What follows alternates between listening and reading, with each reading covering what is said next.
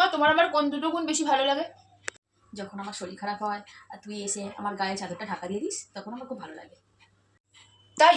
আর আর যখন বলিস ওষুধ খাও মা, ভালো হয়ে যাবে, ঠিক ভালো হয়ে যাবে তখন। क्या बात है सर, क्या बात है আর सर। আমার দুটো খারাপ গুণ বলো।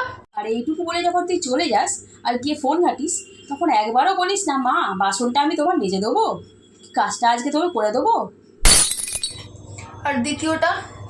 কিন্তু প্রথম কাজ পড়াশোনা, সেটা তো কোনোদিন পড়িসই না, আমাকে বলে বলে বলে বলে হাল্লাল হয়ে যেতে হয়। তারপর ঘুমাস সারাক্ষণ, ডেকে ডেকে ডেকে ডেকে ডেকে ডেকে আমি একদম হয়ে যাই, ডাকতেই থাকতে হয়, সারাক্ষণ ঘুমাতেই থাকিস, ফোন ঘাটতে থাকিস, আর কাজের কাজ তো কিছু করতে পারিস না। যেখানে সেখানে যেখানকার জিনিস সেখানে কোনোদিন রাখিস না, এখানে ওখানে ছড়িয়ে ছিটিয়ে জিনিস রেখে দিস। কি বলবো, তোদের ভরসায় যদি কোনো কাজ ছেড়ে দিই তাহলে সেই কাজটা তো আমার হয়েই গেল।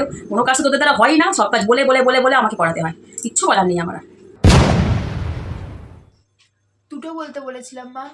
তোদের পেছনে চিৎকার করে করেই আমার সারাটা দিন চলে যায়। আর কি বলবো, আমার কিচ্ছু বলার নেই, তুইও যেরকম তোর বাবাও সেরকম, দুজনের পেছনে চিৎকার করে করে আমার সারাটা দিন চলে যায়।